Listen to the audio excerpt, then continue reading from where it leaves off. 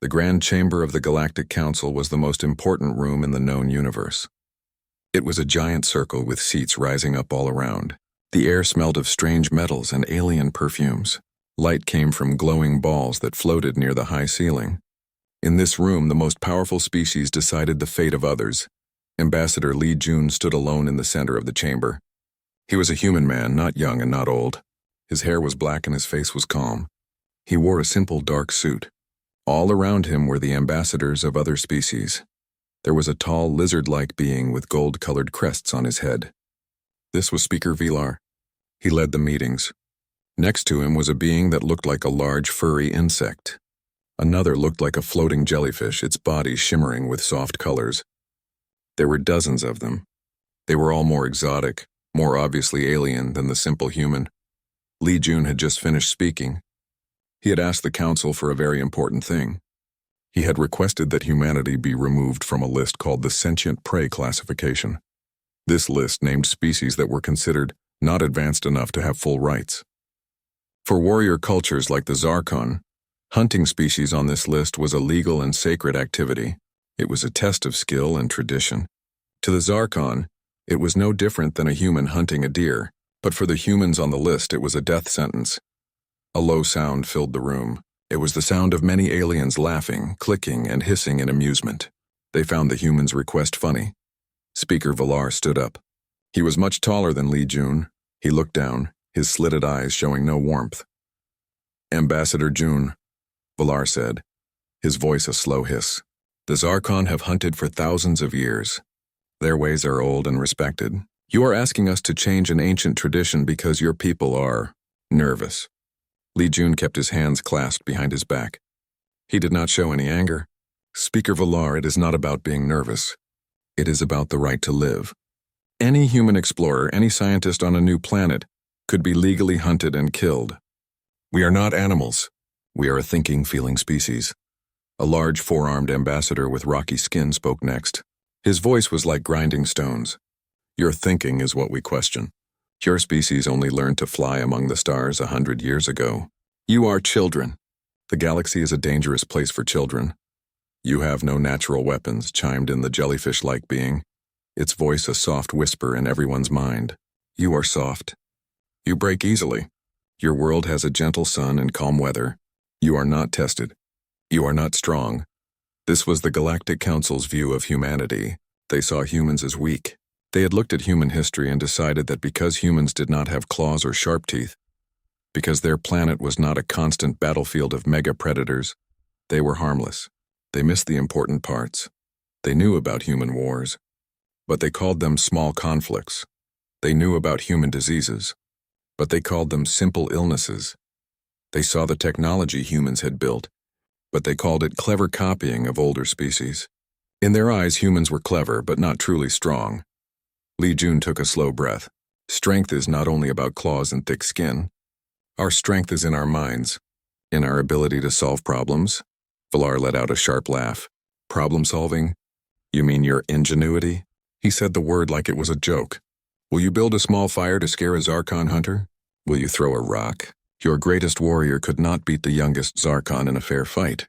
Your species survives because others are kind to you, because we allow you to live. The other ambassadors made sounds of agreement. The room was full of their mocking noises. They saw Li Jun as a foolish child asking for a dangerous toy to be taken away. Li Jun felt the weight of their stares. He knew they would not listen to reason. They had already made up their minds. For years he had tried to show them human art, music, and science. They always looked at it with polite interest, but it never changed their minds. To them, humans were pleasant but ultimately unimportant. Your petition is based on fear, not fact, Vilar declared, his voice rising to fill the chamber. The Zarkon hunt with honor. They only hunt in designated zones. If your people are so fragile, perhaps they should stay on their own safe world. Do not wander into the deep, dark forest if you cannot face the wolves. He picked up his gavel. It was made from a single piece of black stone from a world that had been destroyed in a war long ago. It was a symbol of power and finality. The petition to remove humanity from the sentient prey classification is denied, Vilar said, his voice cold and loud. The hunt for your species remains a sanctioned activity within the laws of the Galactic Council. The stone gavel came down on the podium. Thum. The sound was deep and final, like the closing of a tomb. The laughter returned, louder this time. It was not just amusement now. It was mockery. The furry insect ambassador clicked its pincers in a joyful rhythm. The rocky being shook with deep rumbling laughs. The jellyfish pulsed with bright mocking colors. Li Jun did not move. He stood perfectly still as the noise washed over him. He did not look angry or sad. He simply looked at Speaker Vilar. He looked at each of the laughing ambassadors one by one. He was memorizing their faces. Finally, he gave a small, formal bow. It was not a bow of respect. It was a bow of acknowledgement. A gesture that said, "I have heard you." He turned and walked away from the podium. His steps were steady and calm on the polished floor. The laughter followed him out of the grand chamber. The large doors closed behind him, shutting out the sound. He was in a quiet white hallway. Only then did he let his shoulders relax just a little. He walked to a window that looked out onto the stars. A message was waiting for him on a small device in his hand. It was from a human ship called the Odyssey. The message was short. It was just one word: Badger. Li Jun looked at the word. A very small, very cold smile appeared on his face. It was not a happy smile. It was the smile of a man who had just seen a very dangerous game begin, and who knew how it would end. The council had mocked him. They had called his people weak. They thought the discussion was over. Li Jun knew it had only just begun. They had chosen to see humans as harmless prey. It was the biggest mistake the Galactic Council would ever make. The planet Xylo 7 was a world of intense, wet green. Giant trees with purple leaves reached high into a sky filled with 2 orange suns. The air was thick with the smell of damp earth and strange, sweet flowers. Strange calls and clicks echoed from the deep jungle. A small group of humans moved carefully through the undergrowth. They wore sturdy green and brown environment suits. Their leader was Dr. Kim Yuna, a xenobiologist. Her black hair was tied back in a simple tail. Her eyes, sharp and intelligent, scanned the plant life around her with deep interest. "Team, look at this," Yuna said, her voice calm. She pointed to a complex, web-like fungus growing on a fallen log. It pulsed with a soft blue light. "This mycelial network is incredible. It seems to be communicating chemically across the entire forest floor." A younger man, Li Huan, knelt down with a sampler. "It's beautiful. The readings are off the charts. This could teach us so much about non-neural intelligence." Nearby, Captain Park Min's voice came through the comms unit in their helmets. His voice was clear and steady from the ship in orbit high above them. "Yuna, this is Park Min. The Odyssey's sensors are picking up a large biosignature movement. It's heading down the valley right towards your position. Looks like a predator migration. Advise you pack up and return to the landing zone now." Yuna didn't look up from the fungus. She was gently placing a sensor node into the soft soil beside it. "Understood, Captain. Just give me 5 more minutes. I want to get a baseline reading from this node. The data is too good to pass up." On the bridge of the survey ship Odyssey, Captain Park Min sighed. He was a practical man with a kind but firm face.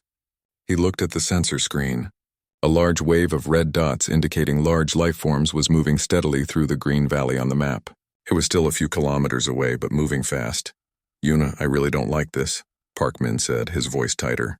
"The pattern is consistent with a herd of grazers being chased by something big. It's creating a stampede. Your position is directly in its path." Down on the surface, Kim Yuna finally stood up. She brushed soil from her knees. All right. We're moving. Team, you heard the captain. Let's get the equipment stowed. Juan, grab the core samples." The team moved with practiced speed. They were scientists, not soldiers. They carried stun rifles for defense against aggressive local wildlife, but they had never needed to use them for anything more than scaring off a curious, dog-like creature. Their mission was to study, to learn, to understand. Peace was their default state. They never got their 5 minutes. A shadow fell over them. It was not the shadow of a cloud. It was the shadow of a ship. A Zarkon hunter vessel, sleek and menacing and shaped like a black claw, descended through the atmosphere. It made no sound. It simply blocked out the light. Then figures dropped from the ship. They landed on the ground with heavy, powerful thuds that shook the earth. The Zarkon hunters were huge, standing over 8 feet tall. They were covered in dark, segmented armor that looked like a beetle's shell. Their heads were reptilian with sharp teeth and cold yellow eyes. They carried long, heavy weapons that glowed with a dangerous purple energy. They saw the human scientists. To the Zarkon, the humans looked small and slow. Their simple environment suits looked soft. Their stun rifles looked like toys. This was a perfect hunt, a sanctioned hunt. The lead Zarkon hunter did not speak. It did not issue a warning. It simply raised its plasma caster and fired. A bolt of superheated energy shot across the clearing. It hit researcher Li Huan square in the chest. There was a flash of light and a sizzling sound. His environment suit melted instantly. He fell to the ground without a sound. Chaos erupted. Contact. Hostile contact! Someone screamed over the comms. Plasma fire scorched the earth, turning beautiful purple plants into black ash. The air filled with the smell of ozone and burned meat. Yuna, fall back. Now to the LZ! Parkman's voice was sharp and urgent from the Odyssey. He was watching the whole thing unfold from orbit on the ship's video feed. His hands were clenched into fists on the control panel, but Kim Yuna did not run. She saw Li Huan fall. She saw another researcher, a woman named Choi Yoon, try to run for cover only to be cut down by another plasma bolt. Her body went limp. Something inside Yuna broke, but it did not break into pieces. It broke open and something cold and hard and ancient poured out. The fear was still there, a screaming animal in her mind, but it was now trapped in a cage of pure, clear focus. Her scientific mind, trained to observe and analyze, began working at a speed she never knew was possible. She saw the Zarkon. She saw their heavy armor. She saw their powerful weapons. She saw the jungle. She saw her team. She saw the traps they had set for small animals to study them. A new plan formed in her head. It was not a plan to run. It was a plan to fight, Min, she said. Her voice was dangerously, unnervingly calm. It was the calm of a surgeon before a difficult operation. They have Choi, they have Huan, they are not taking anyone else. Activate contingency protocol Badger. They just poked the hive. On the Odyssey, Park Min froze for a second. Protocol Badger. It was a theoretical plan they had joked about, a worst-case scenario. It was named for the honey badger, a small earth animal known for its insane toughness and refusal to back down from any fight. It meant fight back with everything you have, no matter the cost. It meant we are no longer the prey. He took a deep breath. His duty was to the safety of his crew, but his crew was being murdered. Acknowledged, Yuna. Protocol Badger is active. I'm locked on your signal. I'll guide you. Give them hell. Down on the surface, Yuna switched her comms to the local team channel. Team, listen to me. This is not a retreat. We are engaging. Park, you have the mining charges. I need you at the North Ridge. Sujin, your cables, the narrow pass to the east. Now, move. The remaining researchers, terrified but trusting their leader, scattered. They did not run away from the hunters. They ran to specific positions Yuna was pointing to. They were not soldiers, but they were smart, and they were trained to follow procedures under pressure. The Zarkon hunters advanced, their heavy feet crushing the undergrowth. They moved with confidence, expecting the humans to panic and flee. They were enjoying the hunt. The first hunter, chasing a man named Park into a narrow gorge, suddenly found the world falling on top of him. Park had placed a small, focused mining charge on the unstable rock wall. At Yuna's signal, he triggered it. There was a low thump and then a roar as tons of rock and dirt slid down, burying the hunter completely. His powerful armor was useless against the weight of a mountain. The hunter stopped, confused. This was not how prey behaved. Another hunter, stepping onto what looked like a patch of solid ground near a stream, suddenly fell through. It was a pit, hastily dug and covered with a weak lattice of branches and leaves. But the bottom was not soft mud. It was filled with sharp, chemically hardened stakes made from the local bamboo-like plant. The hunter screamed as the stakes punched through the weaker joints in his armor. The humans were not fighting with plasma and strength. They were fighting with the land itself. Yuna moved through the mist and jungle like a ghost. She used the terrain for cover. She saw a hunter separated from his group. She didn't have a weapon that could pierce his armor. But she had her brain. She pulled a sonic projector from her belt. It was a tool used to call small animals for study. She recalibrated it, aiming it at a giant hanging nest-like structure in a nearby tree. The nest was home to thousands of small six-legged insectoids with a nasty sting. The projector emitted a high-frequency shriek. The nest erupted. A black cloud of furious stinging insects poured out. They ignored the humans in their environment suits but swarmed the Zarkon hunter. His plasma caster was useless. He screamed, batting at his helmet as the tiny creatures found every tiny gap and vent, stinging him over and over until he fell, twitching. The hunt had turned. The predators were becoming the prey. The lead Zarkon hunter, bigger than the others, realized what was happening. He saw his pack being taken down one by tricks and traps. His cold yellow eyes burned with rage. He roared a challenge, a guttural sound that echoed through the trees. He saw Kim Yuna. He saw the one who was giving the orders. The one who was causing all this. He charged at her, his plasma caster raised. Yuna stood her ground. She had lost her stun rifle. One of her arms hung limp, injured by a piece of flying rock. She was covered in mud and sweat. As the giant hunter thundered towards her, she looked around. Her eyes fell on a fallen branch. It was long and straight, and one end had been sharpened to a point by the rockfall. She picked it up. It was heavy and crude. A spear. The hunter was almost upon her. He fired his plasma caster. Yuna threw herself to the side, the plasma bolt searing the air where she had been standing. She rolled back to her feet, the makeshift spear held firmly in her good hand. The hunter lunged, thinking to crush her with his sheer size and weight. Yuna did not try to meet his strength. She used it. As he lunged, she sidestepped again, a graceful economic movement. She used his own forward momentum, guiding the point of the sharpened wood. She aimed not for the solid chest plate, but for the thinner, flexible armor at the joint of his neck and shoulder. The hunter's own charge drove the spear deep. There was a sickening crunch, a gurgle. The hunter stopped, his body shuddering. He looked down at the piece of wood sticking out of his neck, a look of pure, uncomprehending shock in his yellow eyes. His powerful weapon fell from his hands. He dropped to his knees and then onto his face. The optical sensors in his helmet dimmed to black, his final sight the small, muddy, determined human who had just killed him with a stick. Silence returned to the jungle of Xylo 7. The only sounds were the hum of insects and the heavy breathing of the surviving humans. Kim. Yuna stood over the dead hunter, her chest heaving. She looked at the bodies of her friends. Then she looked up at the sky, towards the unseen odyssey. "It's done, Min," she said, her voice tired but clear. "The hive has been defended." The Grand Chamber was busy. Ambassadors from 100 worlds discussed trade agreements and border disputes. The air was filled with the soft hum of translation devices and the strange sounds of alien languages. It was a normal day. Then Ambassador Lee Jun walked in. He moved to the central podium. His face was calm, but there was a new feeling about him. He did not look like a man asking for a favor. He looked like a man who had come to give a report. Speaker Valar saw him and let out a tired sigh. The other ambassadors shifted in their seats. They remembered the human from before. They remembered his funny request. They thought he was coming back to beg again.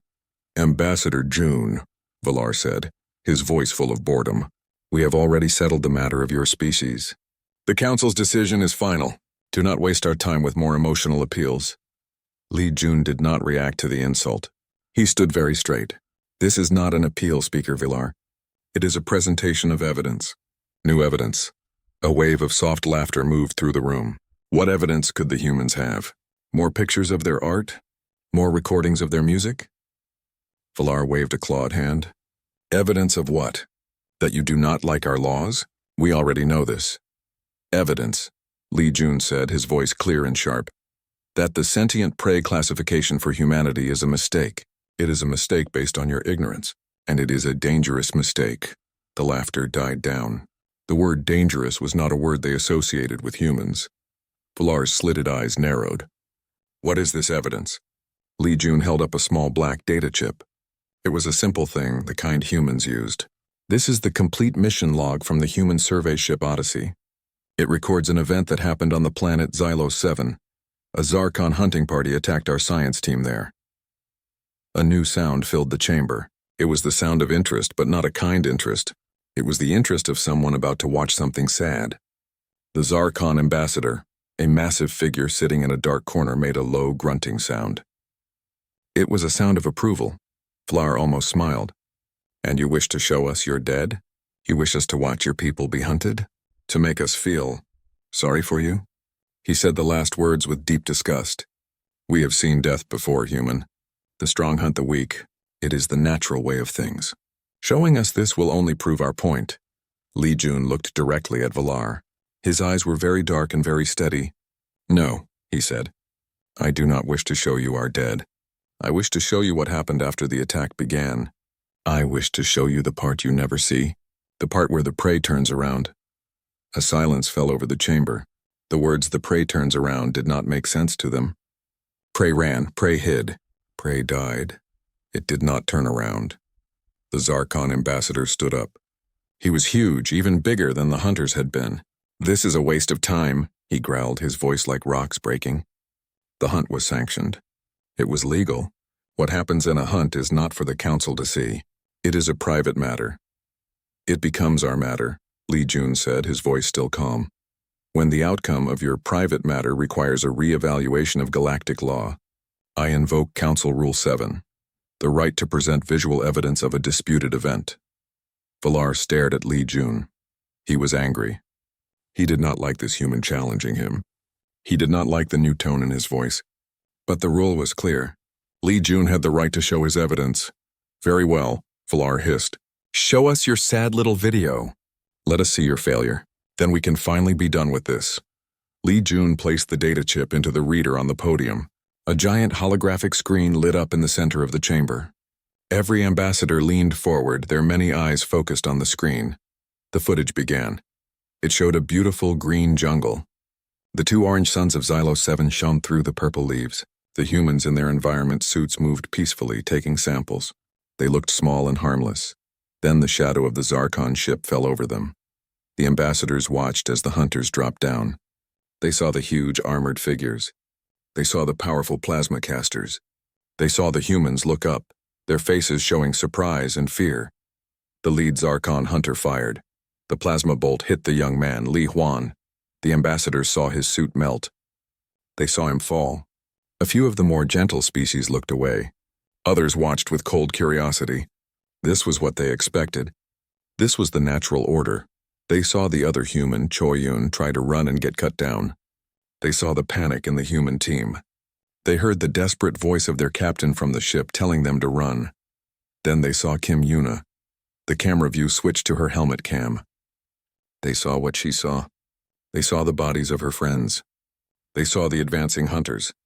They saw her face in a small reflection on her helmet visor. The fear was there, yes, but then it was gone, replaced by a terrifying calm. They heard her voice cold and clear.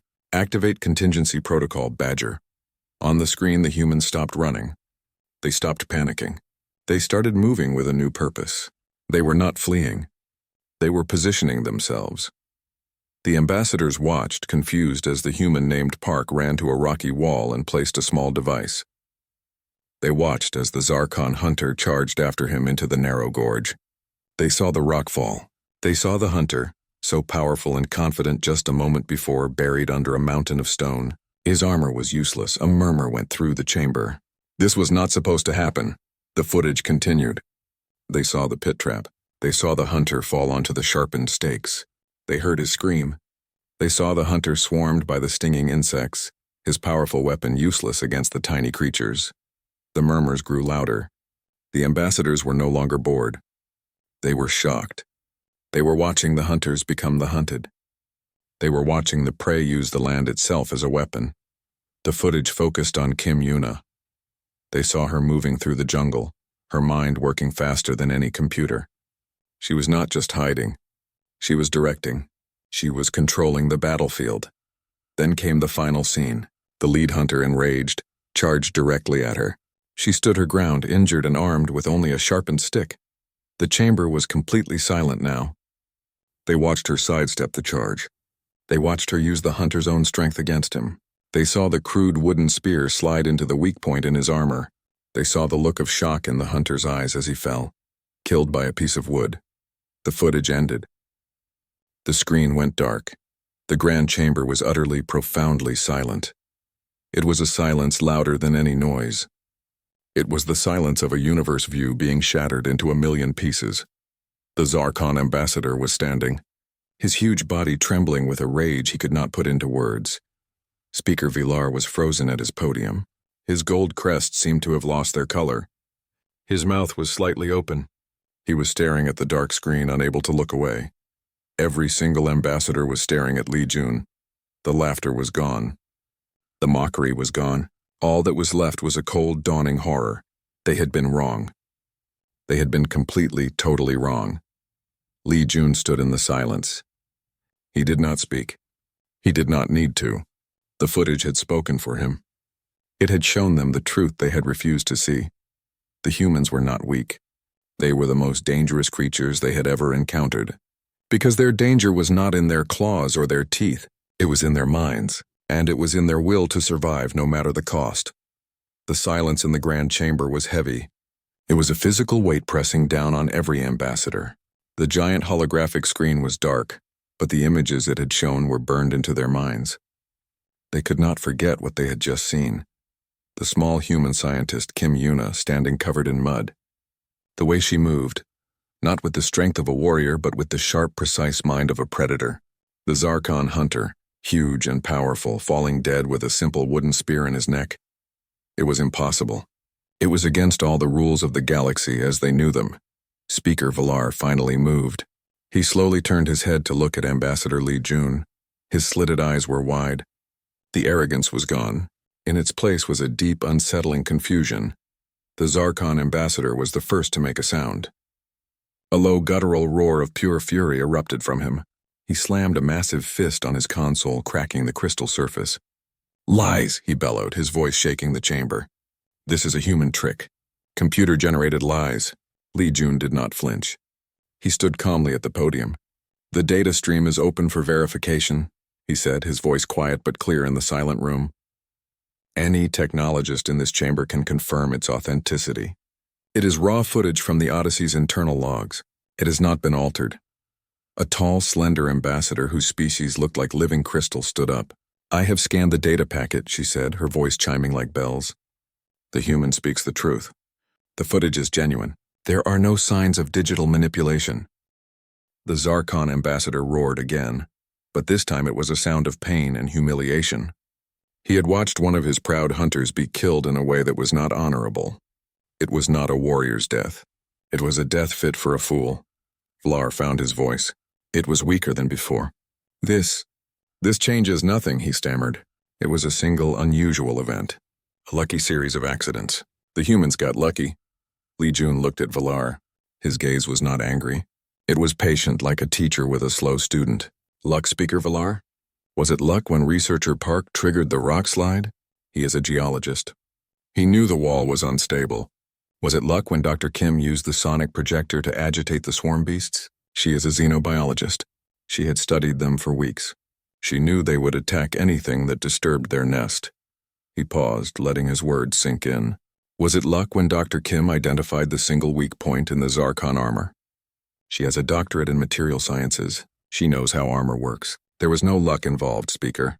There was only applied knowledge." Li Jun took a step forward. He was not a tall man, but in that moment he seemed to fill the room.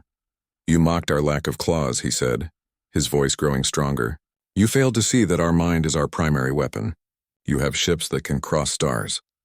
But you do not truly understand the world you live in. We come from a world that tried to kill us every day. We did not have sharp teeth or thick hides. We had to learn. We had to observe. We had to think." He looked around the room, meeting the eyes of the insectoid ambassador, the jellyfish-like being, the rocky delegate. "You called us sentient prey.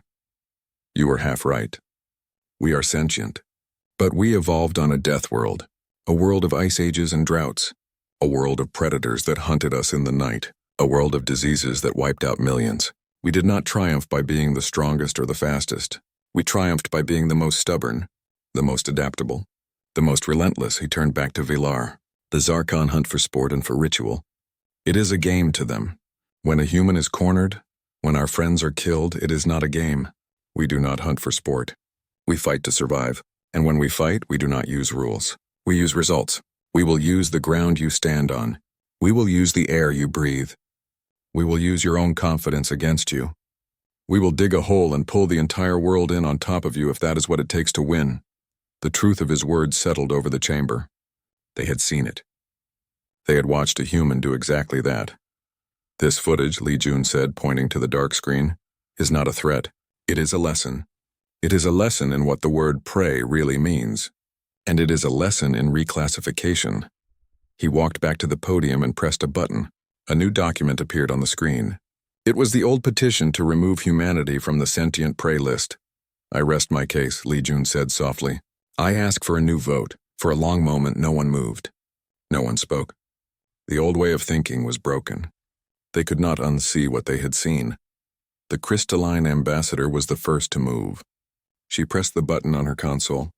A bright green yes light appeared next to her name on the main display. Then another ambassador pressed his button. Another yes, it was not a wave. It was a slow, deliberate cascade. One by one, the ambassadors voted. The insectoid being, the jellyfish creature, the rocky delegate. Even species that were traditional allies of the Zarkon looked at the furious, humiliated ambassador and then quietly pressed the yes button. They were not voting out of friendship for humanity. They were voting out of a cold, sharp fear.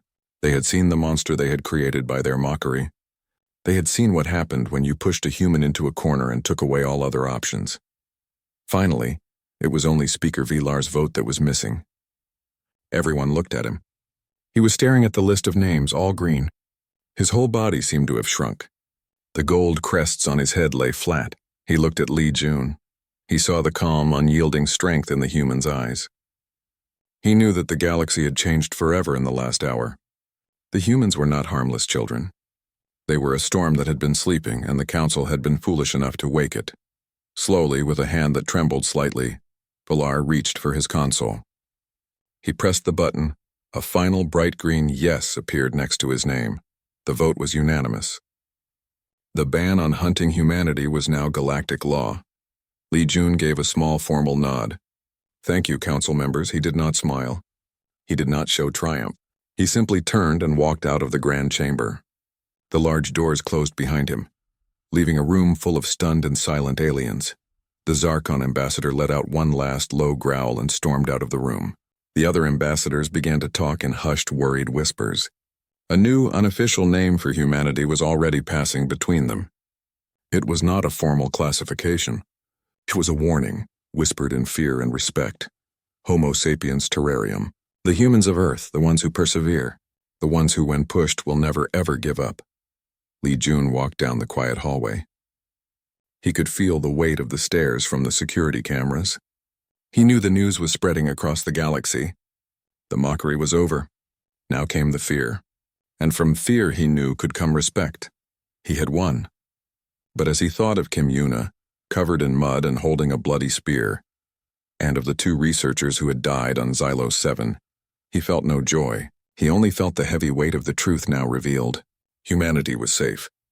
But they were also alone. They had shown the galaxy their teeth. And now the galaxy would never look at them the same way again. The news moved through the galaxy like a shockwave. It traveled faster than light, carried on official channels and secret whispers. On every world and every ship, beings were talking about the humans. They were talking about the footage. On a busy space station, a group of different aliens huddled around a view screen, watching a news report. The screen showed the image of Ambassador Li Jun leaving the council chamber. The reporter, a bird-like creature, spoke in a nervous voice. The vote was unanimous. Humanity is no longer classified as sentient prey. The Galactic Council has formally recognized their capabilities. One of the aliens, a traitor with scaly skin, shook his head. I saw the video. The one they call Kim Yuna. She killed a Zarkon with a stick. A stick? I have sold weapons to the Zarkon. Their armor can stop a plasma blast, and she found a way through it with a piece of wood. His friend, a furry mechanic, shivered. They look so soft, so harmless, but their eyes, did you see her eyes? There was no fear at the end, only coldness. How do you fight a species that can do that? This conversation was happening everywhere. The story of the Battle of Xylos 7 was being told and retold. With each telling, the humans became a little more fearsome, a little more legendary. They were no longer the cute, clever newcomers. They were the ones who had humbled the Zarkon. The change was immediate for the human exploration teams. Before, when a human ship entered a new system, they would be greeted with polite but distant messages. Now the messages were different. They were more formal, more careful. The survey ship Odyssey was orbiting a new planet ready to send a team down. Captain Park Min was on the bridge. He was looking at the sensor readings when a communication came in. It was from the local system authority, a species of tall, graceful beings who had always been a little condescending. "Captain Park," the alien commander said, his voice unusually respectful, "we have scanned the planet's surface for you. We have identified 3 areas with large predator activity. We are sending you the coordinates. We strongly advise you avoid those sectors for your safety." Park Min looked at his first officer and raised an eyebrow. This was new. They had never offered help like this before. "Thank you, Commander. We appreciate the warning." "Of course," the alien replied quickly. "Safety is our primary concern for all visiting species." After the communication ended, the first officer laughed softly. "They're scared of us, Captain. They think if one of their predators eats a scientist, we'll come back and tear their whole planet apart." Park Min nodded slowly. He thought of Kim Yuna, who was now recovering in a medical bay on Earth. She was a hero, but she was also a symbol of something new and frightening. "It's better than being hunted," he said. "But it's a strange kind of peace." Back on Earth, Kim Yuna was sitting in a quiet garden. Her arm was in a cast. A government official was with her, a man named Mr. Kim. "The Council's decision is final," Mr. Kim said. "You are safe. All of us are safe because of what you did." Yuna looked at the flowers. They were simple earth flowers. They seemed very far away from the purple jungle of Xylo 7. "Juan and Choi are not safe," she said quietly. "They are dead. I did what I had to do to save the rest of us. I don't feel like a hero. I just feel tired." Mr. Kim nodded. "I understand. But the galaxy sees you as a hero. And as a warning, we have received over 100 new requests for scientific collaboration. Species that never answered our messages are now inviting us to work with them. They are curious, and they want to be on our good side." Yuna picked up a small, smooth stone from the path. She turned it over in her hand. "They want to learn how we think, so they can protect themselves from us. Perhaps," Mr. Kim said, "or perhaps they are starting to understand that there is more than one kind of strength." In the Galactic Council, the atmosphere was completely different. When Ambassador Lee Jun walked in for the next session, the room became quiet. All eyes were on him. The mockery was gone. Now there was a nervous respect. Speaker Villar saw him and gave a small, stiff nod. It was not friendly, but it was an acknowledgement. When Lee Jun spoke about a new trade proposal, the other ambassadors listened carefully.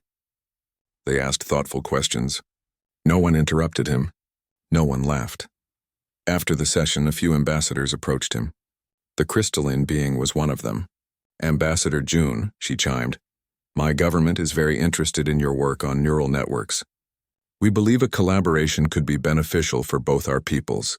Lee Jun smiled politely. "I will send the proposal to your office. I am sure we can find a way to work together." He walked away, feeling their eyes on his back. He knew this was the new reality. Humanity was no longer at the children's table. They had a seat with the adults now. But it was a seat they had earned not with friendship, but with fear. That night, Lee Jun looked out the window of his apartment at the stars. So many stars, so many worlds. For the first time, humanity could walk among them without looking over their shoulder, afraid of a hunter's blade. They were safe, but they were also alone in a new way. They had shown the galaxy their true face. They had shown that when pushed, a human would not break. They would bend, they would adapt, and they would find a way to win. No matter what it took, the galaxy had laughed at them. They had mocked the idea of banning humans from the hunt. Then the footage played, and the laughter died forever. Now there was only a silent, watchful peace. A peace built not on friendship, but on the unforgettable image of a human standing over a fallen hunter, a bloody spear in her hand, and a look in her eyes that said, "I am still here."